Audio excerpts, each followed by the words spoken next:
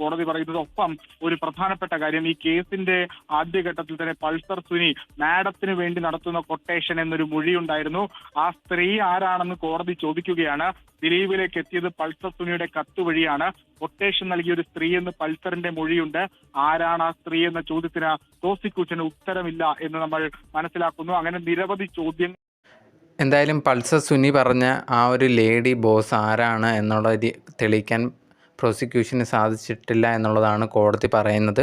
അത് ആരാണ് എന്നുള്ള കാര്യത്തിൽ കുറേയധികം ഡൗട്ടൊക്കെ എല്ലാവർക്കും ഉണ്ട്. ഈ ഒരു ന്യൂസ് പുറത്ത് വന്നതിന് ശേഷം കുറേയധികം പേര് പറയുന്നത് ദിലീപിനെ കൊടുക്കാൻ വേണ്ടി മഞ്ജു വാര്യർ നടത്തിയതാണ്, മഞ്ജു വാര്യരാണ് ആ ഒരു ലേഡി ബോസ്, ദിലീപിൻ്റെ കരിയർ നശിപ്പിക്കാൻ വേണ്ടി ചെയ്തതാണ് എന്ന് പറഞ്ഞിട്ട് കുറേയധികം പേര് ഈ ഒരു വീഡിയോയുടെയൊക്കെ താഴെ വന്ന് കമൻ്റ് ഇടുന്നുണ്ടായിരുന്നു.